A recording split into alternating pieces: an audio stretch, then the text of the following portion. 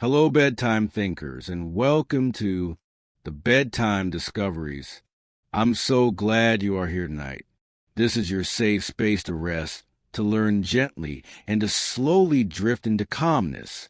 Tonight, we will explore the gentle science of memory, that quiet and marvelous process through which your mind holds onto experiences, thoughts, and feelings.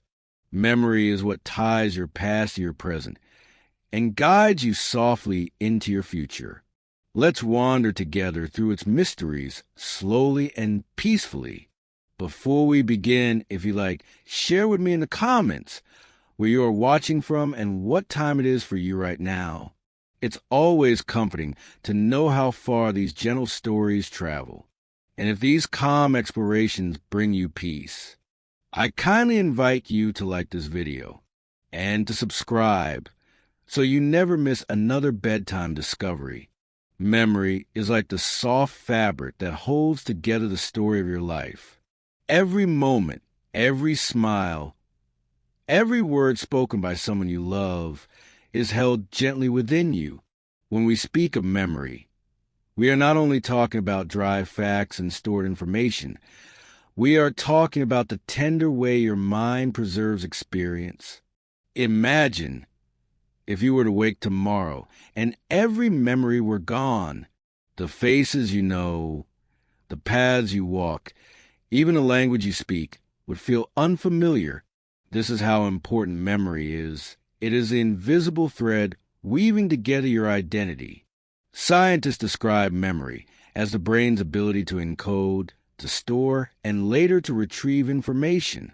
But behind those scientific terms, there is something more delicate, more human. Because when you recall a childhood laugh or the scent of a warm kitchen or the feeling of rain on your skin, it is not just information, it is life itself.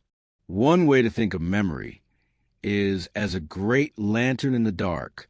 Without it, each day would be a lonely island cut off from yesterday. But with memory, light extends backward, linking you to who you have been, and forward, guiding who you will become. In many ways, memory is the essence of time inside us. It is not something you can hold, yet it holds you gently in every moment. Let us bring this closer through quiet stories you may recognize. A child learning to ride a bicycle. At first, the wobbles are many, the falls frequent, but slowly, with each try, the brain begins to remember. Balance is practiced, the pedals turn with less thought, and finally, the child rides freely down the street. What was once impossible is now natural thanks to memory. Or picture an elderly woman sitting quietly by the window. In her hand she holds an old photograph, perhaps of her wedding day, many decades ago. As she looks at it, her mind gently stirs, and the memory is not just a picture. She recalls the smell of flowers in her bouquet, the nervous tremble in her hands, the sound of laughter surrounding her. The photograph is only a spark, but memory brings a whole day back to life. And then there is you listening now.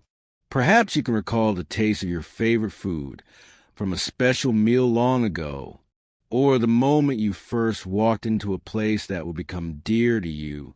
Notice how these recollections arrive gently, without effort. This is memory, always present, always working quietly beneath the surface of your life. In the soft science of memory, researchers often say that the act of remembering is not like playing a recording. It is more like painting again on the canvas of the mind. Each time you remember, you reconstruct the moment, filling in pieces from the past and the present together. That is why a memory may feel vivid one day and blurrier another. Memory is alive, breathing with you. From perspective of neuroscience, memory is both astonishing and humbling. At its heart, memory depends on billions of nerve cells called neurons within the brain. Each neuron can reach out to thousands of others, forming pathways of connection. When you have an experience, a unique pattern of activity spreads across these connections. If the experience is meaningful or repeated, the pattern strengthens, and slowly a memory is born. What is beautiful is that memory is not stored in one single place. Different aspects of memory live in different regions of the brain. The smell of cinnamon rolls, for example, may be held in the olfactory regions, the warmth of the kitchen in sensory areas, the joy you felt in emotional centers such as the amygdala, and the overall story in the hippocampus, the organizer of memory. Together, all of these regions weave the full fabric of remembrance. It is like a symphony with many instruments playing at once. And when you recall, your brain replays a symphony, bringing back not just a fact, but a living experience. Some scientists believe memory evolved as a survival tool to help early humans remember which berries were safe, which paths led to shelter, and which animals were dangerous. But over time, it became far more than that. It became the vessel for language, for culture, for love, and for art. So when we ask, what is memory? The answer is both simple and profound. It is the brain's way of carrying the past into the present. It is a foundation of learning, the keeper of identity, and the gentle whisper that says, you have lived and you are still you. Every memory begins as a whisper of experience, a sound you hear, a sight you see, a word spoken softly, or a thought that passes like wind through the trees. For this fleeting experience to become part of you, it must first be encoded.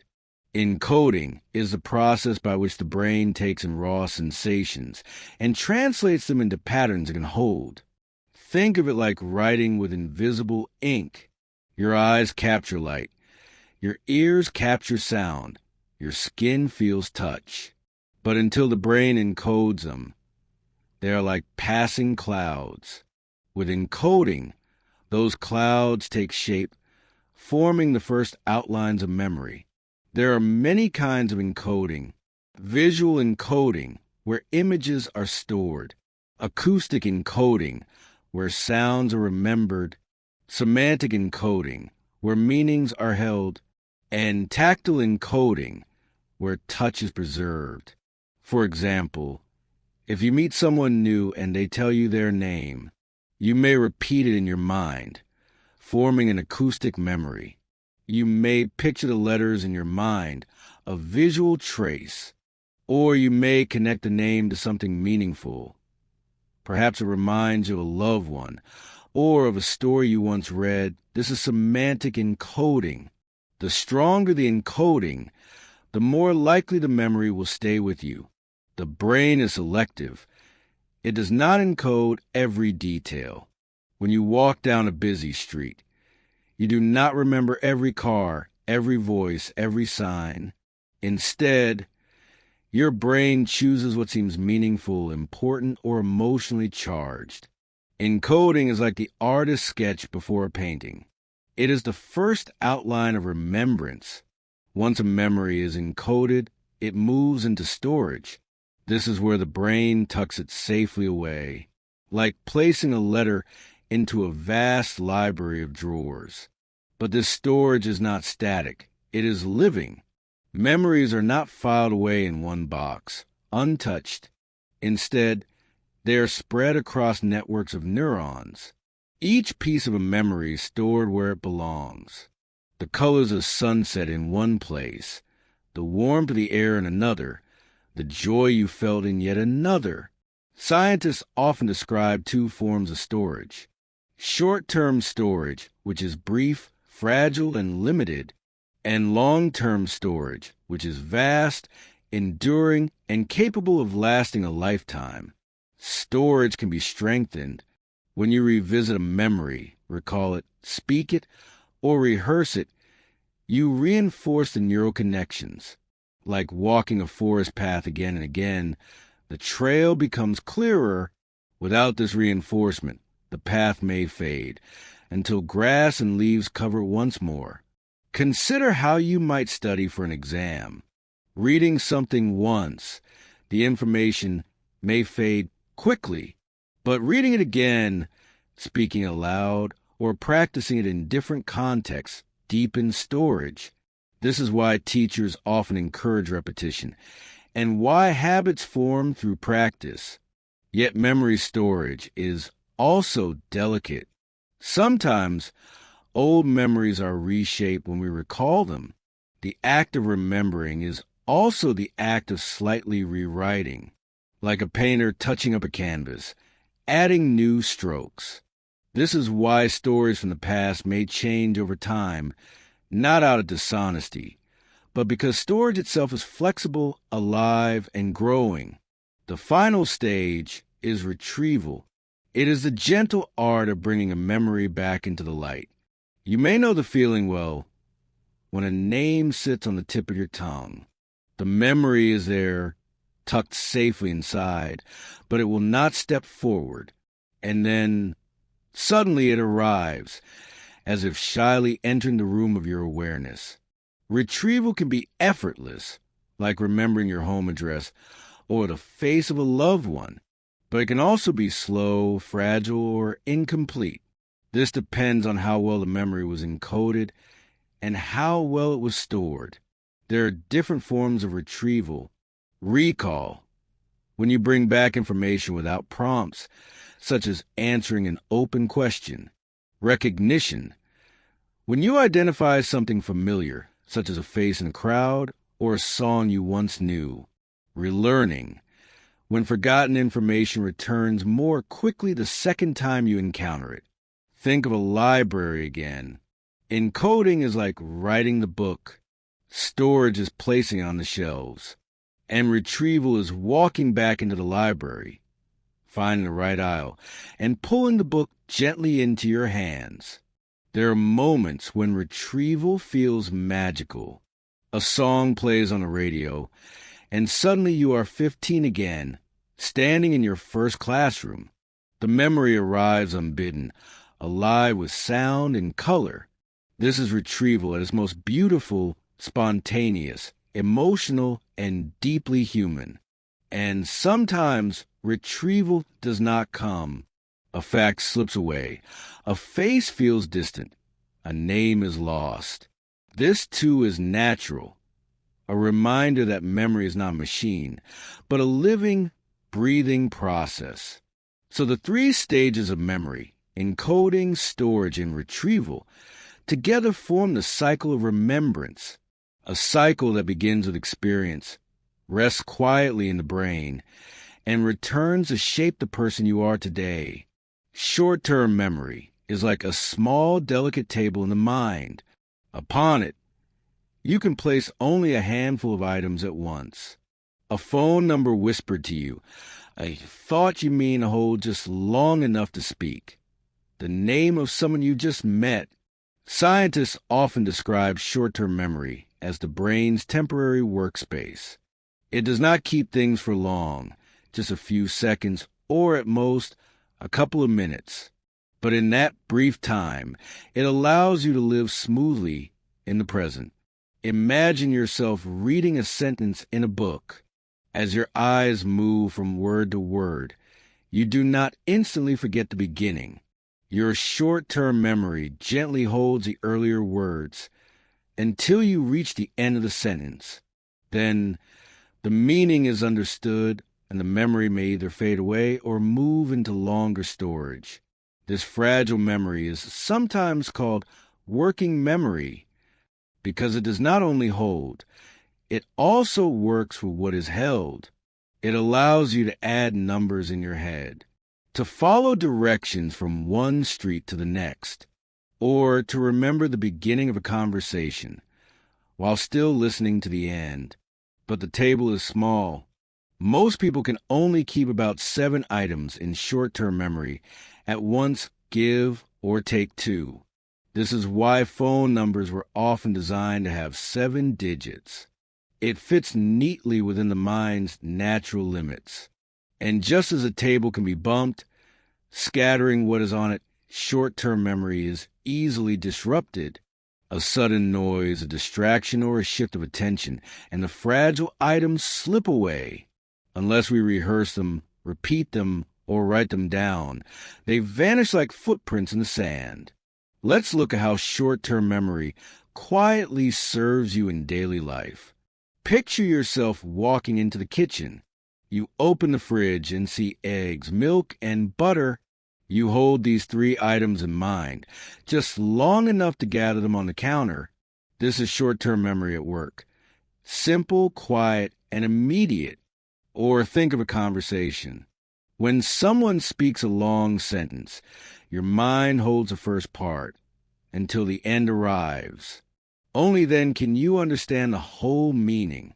Without short-term memory, each phrase would fall apart, disconnected, like puzzle pieces scattered with no box to guide them. Consider the way you use directions. Turn left at the corner, then right at the park, then walk 2 blocks to the cafe. Your brain keeps these steps alive in short-term memory. Each one is carried just long enough to reach the destination. Once arrived, the memory is no longer needed and quietly fades. Even music relies on short-term memory. When you listen to a melody, the notes just played remain in your awareness, so that the next note has meaning in relation to the ones before.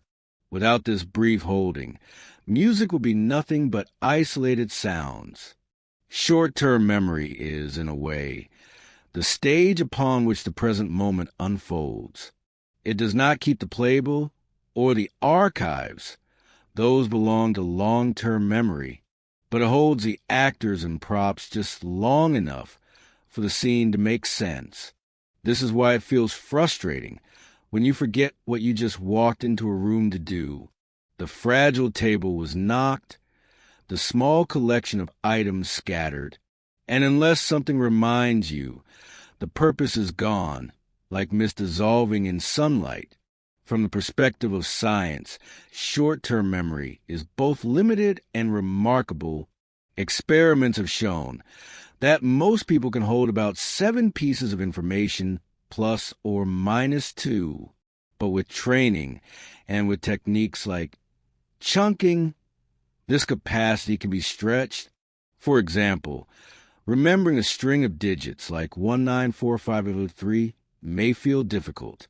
But if you break it into 1945 and 2023, 2 meaningful chunks, suddenly it is easier. This is because the brain groups small bits into larger, more manageable wholes. Working memory, a closely related idea, goes beyond holding. It manipulates the items being held.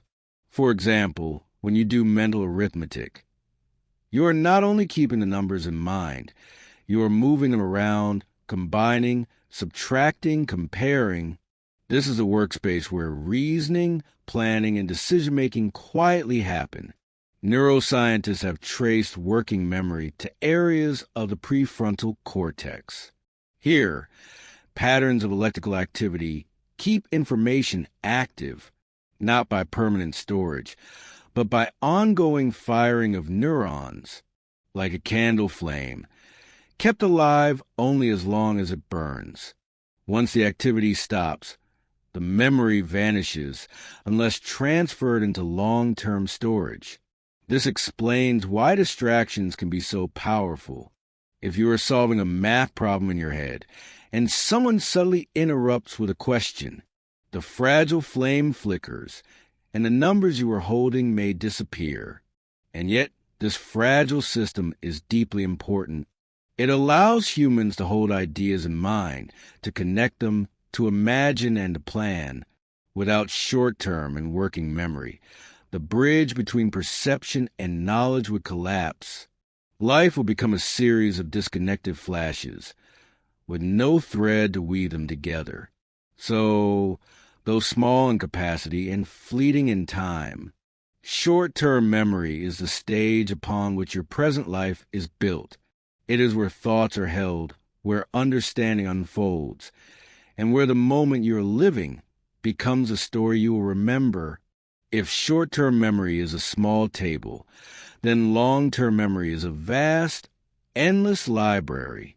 Within it, every experience, every lesson, every story you have lived rests quietly on its shelves. Unlike the fragile flicker of short-term memory, long-term memory can last for months, years, or even a lifetime. Imagine walking into this library. Each aisle represents a part of your life. On one shelf, the books of your childhood, filled with first steps and first words. On another, the lessons of school, the faces of friends, the voices of teachers. Further along, volumes of journeys taken, laughter shared, and loves remembered. This is long-term memory, a treasure house of your existence. Scientists believe long-term memory has nearly limitless capacity. Unlike the short table that can hold only a few items, the library is room for millions, perhaps billions of experiences. You will never fill it completely. And though some books may gather dust and some shelves may fade, the library remains immense, waiting for you to wander its halls.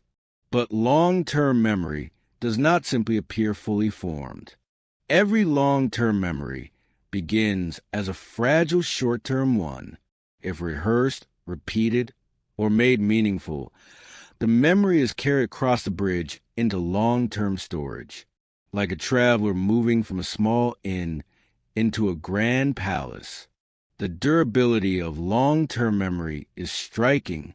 You may not recall what you had for breakfast last week, but you may vividly recall a song you loved as a teenager or the face of your childhood friend. This is because long-term memory does not just depend on time. It depends on meaning, emotion, and connection.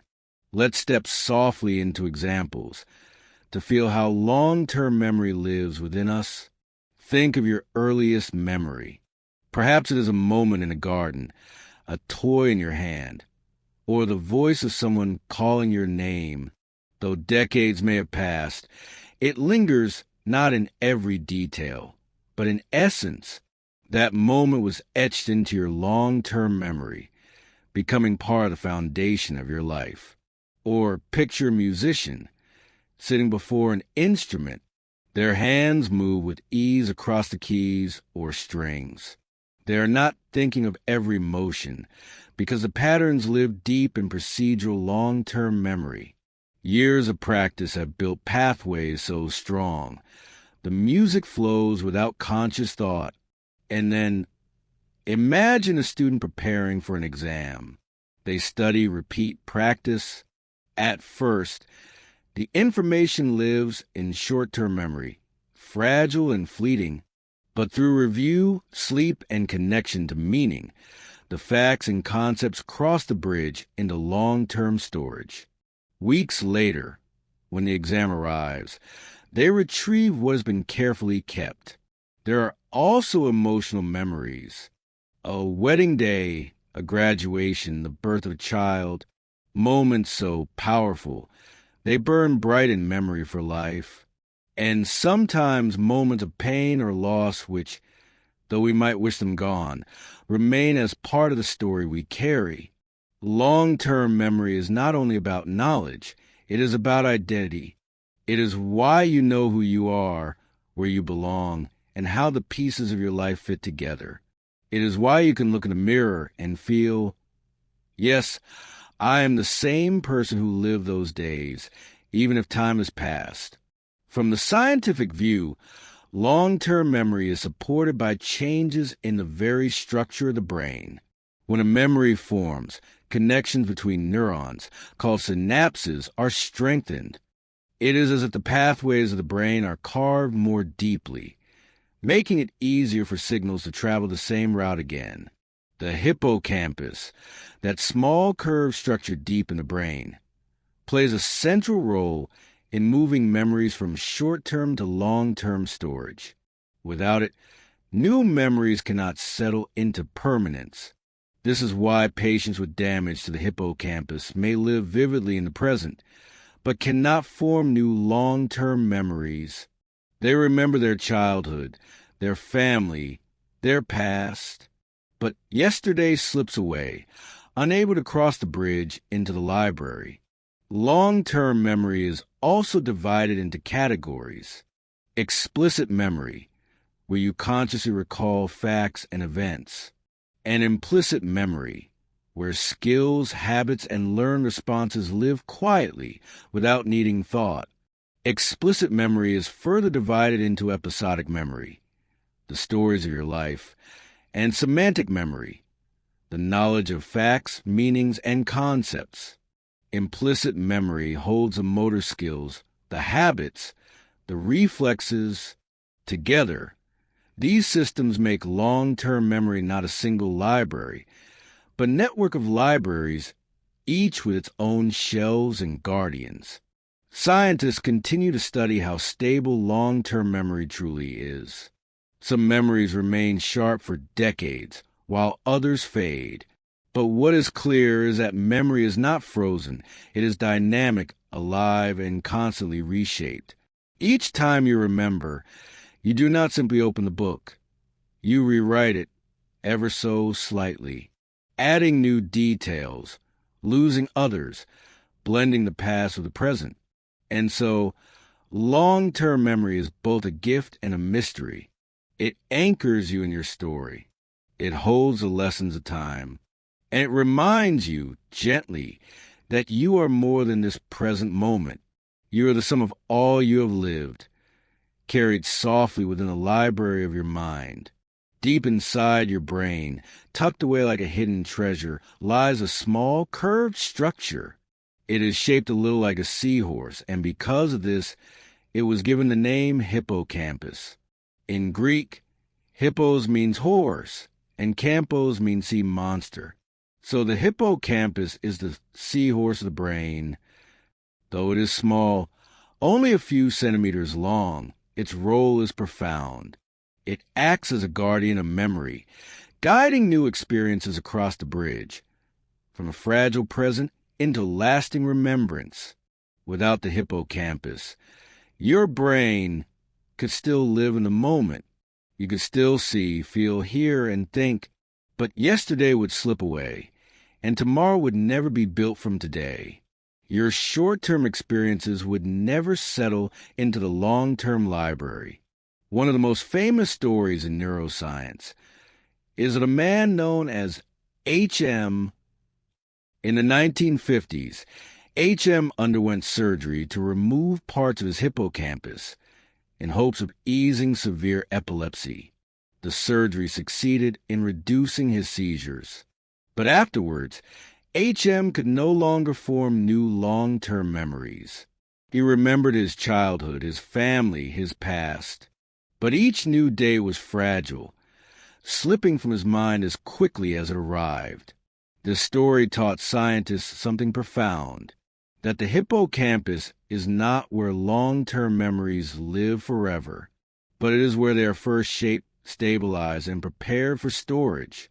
Without it, the library of memory cannot grow. The hippocampus is, in a sense, the doorway through which experiences walk before finding their permanent home. To understand the hippocampus more deeply, imagine it as a careful organizer. When you live through a moment, your senses flood your brain with sights, sounds, feelings, and meanings. The hippocampus gathers these streams together, weaving them into a coherent memory. It does not keep the memory alone. Instead, it sends pieces to different regions of the brain, the colors of a scene to visual areas, the sounds to auditory areas, the emotions to the amygdala, and then it links them all so that when you recall one piece, the others return as well. Think of the hippocampus as a librarian. When a new book arrives, it decides where on the shelves it belongs. It does not hold every book in its hands, but ensures the library is well organized and that each volume can be found again The hippocampus is also involved in spatial memory. It helps you remember where things are and how to navigate through the world. When you walk through a city or even around your own home, the hippocampus creates a mental map. This is why London taxi drivers, who must memorize thousands of streets, show enlarged hippocampi in brain scans. Their daily training literally strengthens the structure, shaping it through use. Another fascinating role of the hippocampus is in imagination. When you think of the future or imagine a scene that has not yet happened, the hippocampus helps to construct it. It is as though, by weaving together the past, it also grants you the power to picture what might come. So, the hippocampus is not just about memory. It is about connection, navigation, imagination, and the weaving together of life's details into a meaningful whole. Because the hippocampus is so important, its fragility has deep consequences. In Alzheimer's disease, for example, the hippocampus is often one of the first regions to be affected. This is why early symptoms include difficulty forming new memories. The doorway of the library is damaged, and though the shelves remain, new books can no longer be placed. Stress, too, can affect the hippocampus. High levels of stress hormones, such as cortisol, can shrink and weaken it over time. This is why chronic stress often leads to forgetfulness, confusion, or difficulty learning. Yet, with rest, calm, and nurturing, the hippocampus can heal and grow again. There is also a wonder in the fact that the hippocampus is one of the few brain regions capable of neurogenesis. That means, even in adulthood, new neurons can grow there. This suggests that our ability to form memories, to learn, and to adapt is not fixed. It can continue to blossom, even as we age. Consider how the hippocampus works in your own daily life. When you remember where you parked your car, when you recall a conversation from yesterday, when you dream of tomorrow's plans, all of these rely upon the quiet work of the hippocampus. It is small but mighty, fragile yet essential, and without it, the story of who you are could not be carried forward. So, when we think of memory, we must honor the hippocampus, the seahorse of the brain, the gentle guardian at the doorway of remembrance, ensuring that what matters is not lost to the tides of time. When we speak of memory, we often imagine it as one single thing, a vast storehouse holding every thought, every sound, every face we have ever known. But memory is not one simple container. It is many, a collection of different forms, each with its own purpose, its own rhythm, and its own way of serving our lives. Scientists have long studied how these different types of memory work together, and though they overlap, each plays a unique role in how we remember. The first distinction we often make is between explicit memory and implicit memory. Explicit memory is the kind we are aware of. It is when you recall the capital of a country or the birthday of a friend. It is conscious, deliberate, and often verbal. When you know something and can say it aloud, that is explicit memory at work. Implicit memory, on the other hand, is quiet. It works beneath awareness. It guides the way you ride a bicycle or type on a keyboard, without needing to think of each motion. It is present when a song plays, and you feel an emotion rise without knowing why. Implicit memory is not spoken, it is lived. And within these two great categories, there are more subtle kinds. Some memories are tied to facts and knowledge. Others are tied to experiences and stories. Some guide your movements, and some shape your emotions gently, like currents in the background of your mind. It is almost like an orchestra. Each type of memory is a different instrument, The violin of facts, the cello of stories, the steady percussion of habits, the flute of feelings. Alone, each plays its own tune. Together, they create the music of who you are. Let's wander more deeply into these forms. The first, and perhaps the most personal, is episodic memory. This is the memory of your life's moments. Your first day at school, a conversation with a friend, the taste of a meal shared with family. These memories are tied to time and place, like chapters in the storybook of your life. Episodic memory gives you a sense of continuity. It lets you look back and say, "This happened to me. This is part of my story." Without episodic memory, the self begins to lose its threads, for it is these memories that stitch together your identity. Then there is semantic memory. This is different. It is not about events, but about knowledge. The fact that Paris is the capital of France, that 2 plus 2 equals 4, that water boils at 100 degrees Celsius. Semantic memory is like a vast encyclopedia, storing concepts and facts. It grows throughout life, and often feels detached from specific times and places. You may not remember when you learned that the earth orbits the sun, but you know it, and the knowledge remains. A third form is procedural memory. This is the memory of skills. It lets you ride a bike, play an instrument, or swim through water. Even if you haven't cycled for years, once you climb back on, your legs know what to do. Procedural memory is often implicit. You don't need to consciously recall each movement. Your body remembers, even if your mind is quiet. Each of these memories serves you differently. Episodic memory colors your past with meaning. Semantic memory fills your world with knowledge. Procedural memory empowers your body with skill.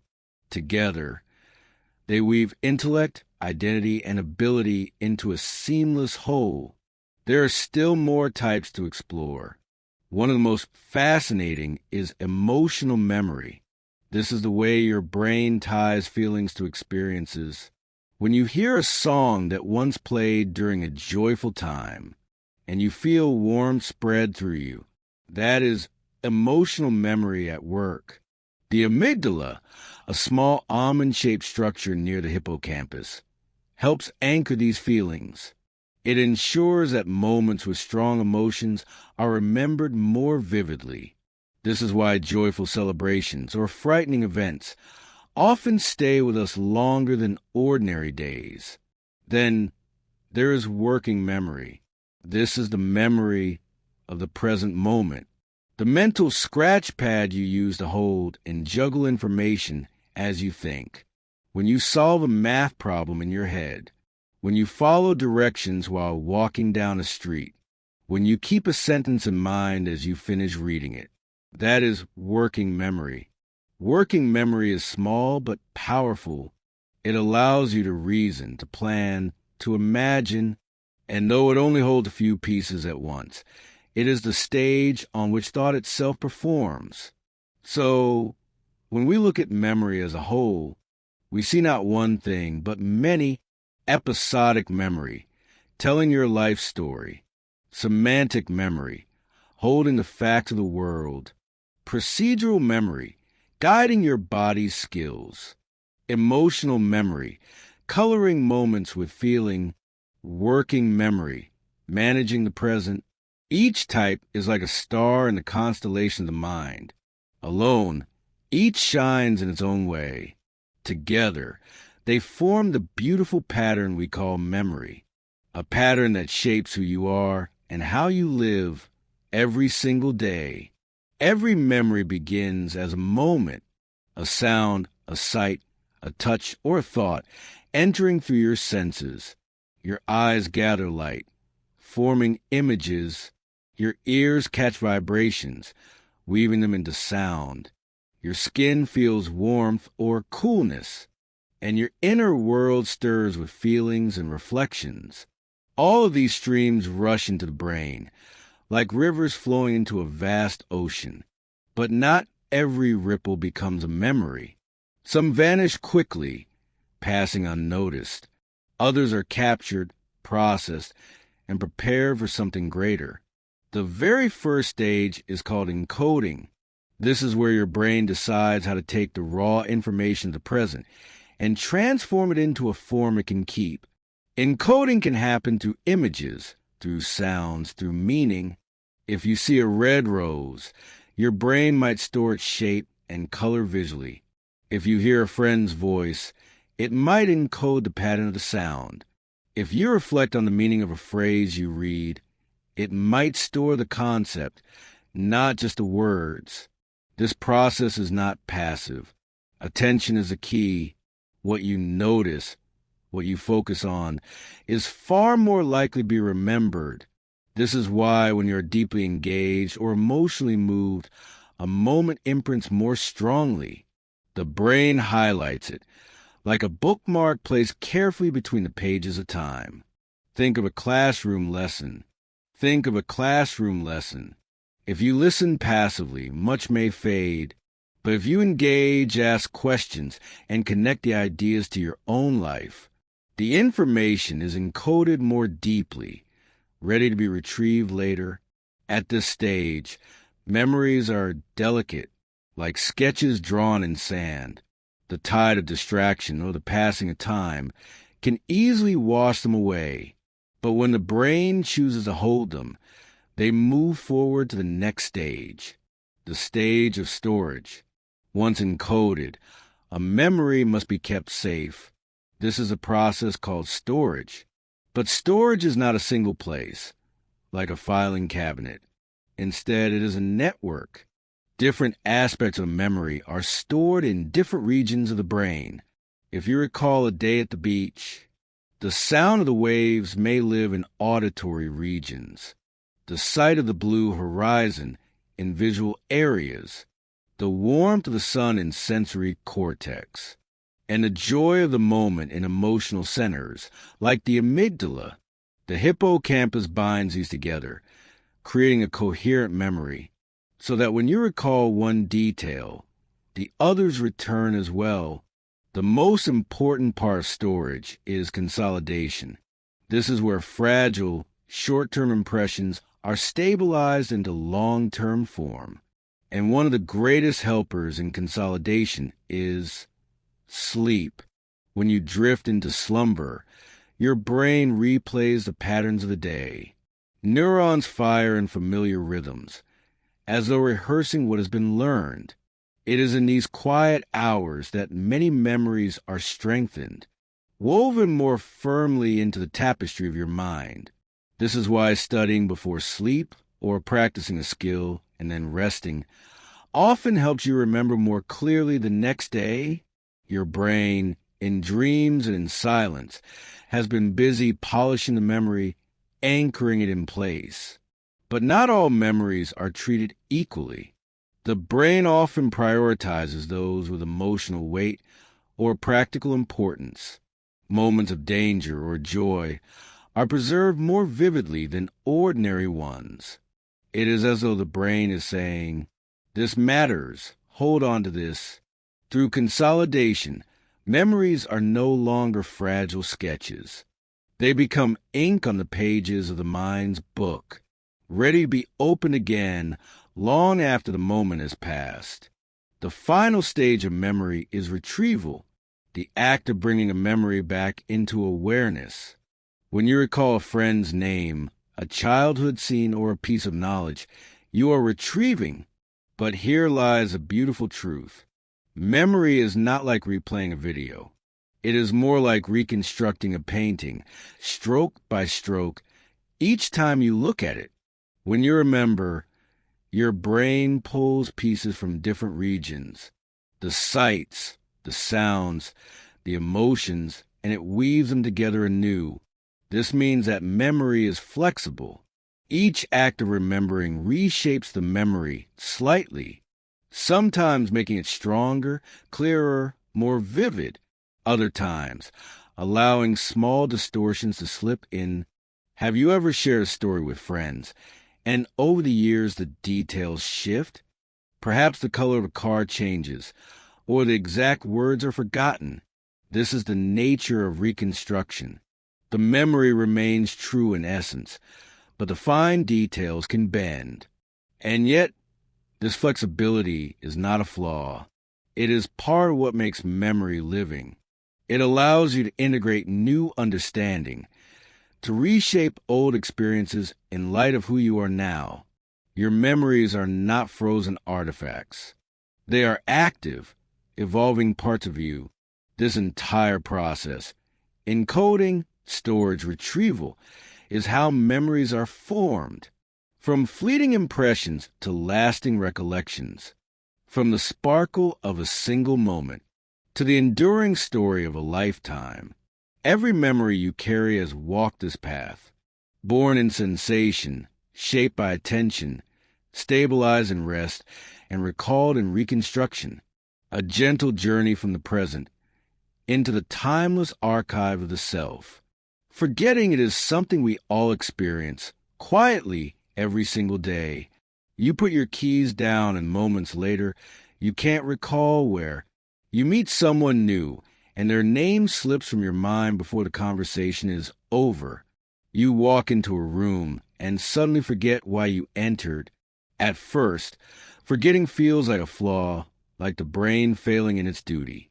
But when scientists began to look more deeply, they discovered something profound.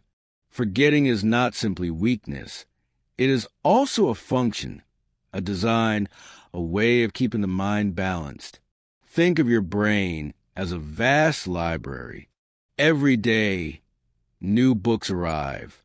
The sounds of conversations, the sight of passing faces, the emotions of fleeting moments. If the library tried to keep every single scrap of detail, the shelves would overflow, and the important books would be buried in the noise. Instead, the librarian, your memory system, makes choices. It keeps what matters most and lets the rest quietly fade away. This quiet fading is forgetting, not always a failure, but often a gift. By letting go of some details, your brain makes room for clarity, for focus, for meaning. Scientists call this the forgetting curve, first described by Hermann Ebbinghaus in the 19th century. He discovered that memory fades rapidly after learning, and then the rate of forgetting slows over time. Imagine writing something in the sand at the edge of the sea. At first, the waves wash away much of the detail, but what remains after the first few tides often lingers for longer. Why does this happen? In part, because the brain saves energy. Holding every detail will be overwhelming, exhausting, and unnecessary. Instead, the brain prioritizes patterns, meanings, and repeated information. What you rehearse, recall, or connect to other knowledge is more likely to endure. What you touch only once may drift away. Yet, forgetting is not only about fading. Sometimes, memories are blocked, hidden, or even reshaped. You might have the memory inside you, but struggle to find the path to it. It is like standing in a foggy forest, knowing the tree is there, but unable to see it clearly. Forgetting, then, is not just a loss of memory. It is also the reshaping of access, the way the brain chooses what to hold close and what to allow to drift into the background. And in this mystery, there is beauty, because forgetting is not only what weakens memory. It is also what gives memory its shape, its focus, its meaning. To understand forgetting more deeply, scientists have identified several reasons why it happens. Each one reveals a different part of the brain's delicate balance. The first is decay theory. This idea suggests that memories, if not used, slowly fade with time. Like ink on old paper, the traces weaken. Neural connections that once fired strongly become quieter, until the pattern can no longer be retrieved. This explains why we forget things we learned long ago, but never revisited. A foreign word you memorized in childhood but never spoke again may now feel distant, unreachable. The second is interference. Sometimes forgetting happens not because a memory has vanished, but because other memories crowd it out. There are two main kinds: proactive interference, where old memories interfere with learning new ones, and retroactive interference, where new memories disrupt older ones. For example, if you change your phone number, you may find the old one slipping away because the new one takes its place. Or when you learn several similar facts, they may overlap, blurring the boundaries between them. The third cause is retrieval failure. The memory is still there, but the path to it is blocked. This is what happens in the tip of the tongue experience. You feel that you know the word, the name, the fact, but you cannot quite bring it forward. It lingers just out of reach, like a bird perched in the distance, visible but silent. Often, with time or a small cue, the pathway clears and the memory suddenly returns. Another form of forgetting is more intentional. Sometimes, the brain protects us by keeping certain memories hidden. Painful experiences, overwhelming traumas, may be stored but not easily accessed. This is called motivated forgetting. It is the mind's way of guarding you, letting you live without being constantly flooded by the weight of the past. And finally, there is forgetting as adaptation. Research shows that forgetting can actually improve learning by preventing overload. If your brain tried to hold every detail equally, it would be difficult to see patterns, to focus on what truly matters. By letting some details go, the brain highlights what is most useful. It clears the stage so the most important actors can shine. These scientific insights show us something gentle, that forgetting is not a failure of the mind, but a part of its rhythm. Like sleep and waking, remembering and forgetting are two sides of the same process. Together, they help the brain stay balanced, adaptive, and alive. Though forgetting can feel frustrating, it is not always an enemy. In many ways, it is a gift. Think of the vast flood of information you experience each day, the colors of passing cars, the exact shapes of clouds, the dozens of tiny details in a room. If you remembered them all with equal weight, your mind would drown in noise. Forgetting filters the world, letting the meaningful rise above the ordinary. It is forgetting that allows you to focus. When you study, your brain forgets distractions so that the main idea can stand clear. When you work, it forgets yesterday's clutter, so today's task can shine. Forgetting also allows healing. Imagine if every painful moment, every mistake, every embarrassment stayed vivid and sharp forever. Life would feel unbearable, a constant replay of wounds. Instead, forgetting softens the edges. It lets the sting fade until the memory becomes a gentler shadow, rather than a wound that bleeds again and again. There's also a creativity in forgetting. By loosening your hold on some details, your brain can form new connections, new patterns, new ideas. It is forgetting that allows imagination to reweave old memories into something fresh. A painter may not recall every detail of sunset, but forgetting allows him to paint its feeling, its essence, its beauty. Even in science, forgetting is seen as vital. A 2021 study suggested that forgetting is not a bug, but a feature. It keeps our memories flexible, adaptable, ready to reshape themselves as the world changes. If we remembered everything, we might become rigid, unable to let go of old patterns that no longer serve us. By forgetting, we remain open to growth, to change, to learning anew. So, the next time you forget where you place your keys, or the details of a dream, or the exact words of a conversation. You might smile gently and remember that forgetting is part of being human. It is part of how your brain keeps balance, filters meaning, and softens the weight of time. Forgetting is not the opposite of memory. It is the quiet partner of memory. Together, they shape the gentle dance of the mind. Holding on and letting go, remembering and forgetting, both essential to the story of who you are. When we think of sleep, we often imagine it simply as rest, a time when the body slows down, the eyes close, and the world drifts away into silence. But sleep is not just an escape from waking life. It is an active, living process, one that transforms the fragile sparks of your daily experiences into lasting constellations of memory. Every day, your brain gathers impressions. The words you read, the faces you see, the emotions you feel. These delicate imprints first live in short-term form, fragile, like chalk sketches on a board. But when night comes and you surrender to sleep, something remarkable happens. Your brain begins to replay, reorganize, and strengthen these sketches, turning them into permanent ink, into stable threads woven into the fabric of your mind. This is why sleep is often called the secret architect of memory.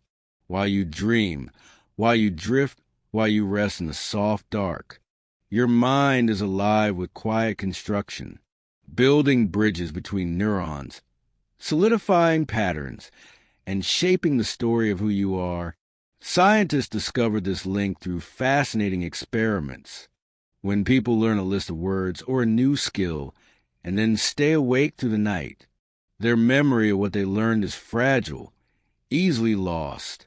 But when the same learning is followed by a night of deep, restful sleep, the memories are clearer, stronger, more enduring the next day. It is almost as though sleep is the soil, and memory is the seed. Without rich soil, the seed withers. But with deep, nourishing rest, the seed takes root, grows strong, and blooms in the garden of the mind. The first stage of this process is encoding, when the memory is born during waking hours. But the second stage, consolidation, depends deeply on sleep. This is when short-term traces are transferred into long-term stability, a fragile spark becoming a lasting flame. So when you close your eyes at night, you are not leaving life behind. You are stepping into a laboratory within yourself, where memories are carefully sorted, tested, polished, and preserved. Sleep is not simply a pause in memory. It is the very breath that keeps memory alive. To truly understand how sleep shapes memory, we must look closer at its stages. Sleep is not one uniform state.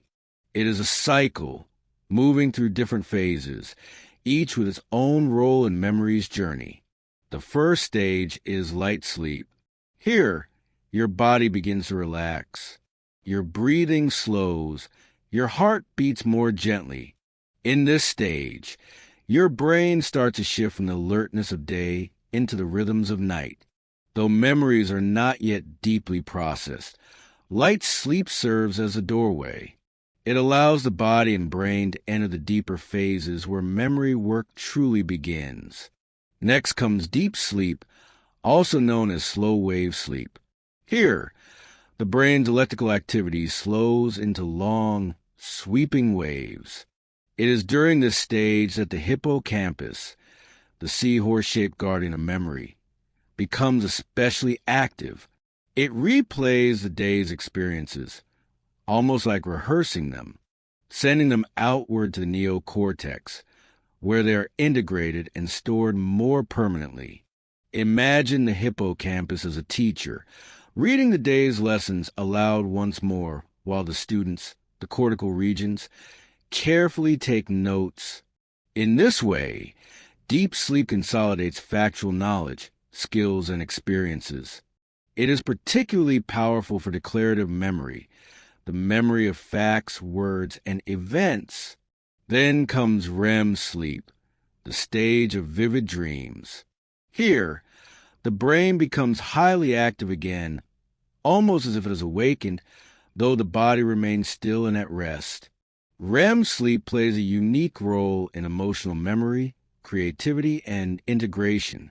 It takes the raw materials of the day and weaves them into patterns, connecting old knowledge with new insights, linking facts with feelings and memories with imagination. This is why REM sleep is often linked to problem solving and creativity. Artists, scientists, and writers throughout history have described waking from dreams with solutions, with visions, with breakthroughs that came in sleep's embrace. So, the journey of memory through sleep is a cycle. Light sleep opens a door. Deep sleep rehearses and stabilizes. REM sleep integrates, connects, and inspires. All night long, you move through these stages in waves, repeating the cycle, each one refining, strengthening, and reshaping the architecture of your memories. And in the morning, when you wake, you are not the same as when you lay down. Your mind has been gently sculpted by the night, your memories pruned, polished, and rooted more deeply into who you are. Now that we see how sleep cradles memory, let's reflect on why this matters so deeply. When sleep is abundant and restful, your memory thrives. You recall facts more easily. You learn new skills more quickly. You feel more balanced and clear. Your mind, like a well-tended garden, blossoms with clarity and growth. But when sleep is cut short, the opposite unfolds. Memories remain fragile, easily forgotten. Learning feels harder, slower, less steady, and emotions become tangled as the brain has less time to process and soothe them in dreams. Sleep deprivation has been shown to mimic some of the memory difficulties seen in aging. When we lose sleep, even temporarily, our hippocampus struggles. It cannot replay the day's lessons as effectively. And without rehearsal, without rest, the memories remain scattered, unstable, like seeds tossed on hard soil. Yet, the story is not only about what happens when sleep is lost. It is also about the deep gift of what happens when sleep is honored. Consider the practice of students preparing for exams. Those who study late into the night, sacrificing sleep, often find their minds hazy the next day. But those who study, then sleep, often recall with far greater strength. The brain has quietly done half the work while they rested. Or think of musicians practicing a new piece. The progress is not only in the hours of practice, but also in the sleep that follows. During dreams, the patterns are reinforced, the skills polished, the performance strengthened. Even emotions are shaped by sleep. Have you ever gone to bed troubled, only to wake feeling lighter, calmer, more able to face the challenge? This is because sleep helps integrate emotional memories, softening the intensity while preserving the meaning. In this way, sleep does not only strengthen memory, it shapes wisdom. It helps you carry knowledge not just as facts, but as understanding, not just as experiences, but as insights. So, when we think of memory, we must remember that sleep is not a luxury. It is not wasted time. It is one of the deepest investments you can make in your mind.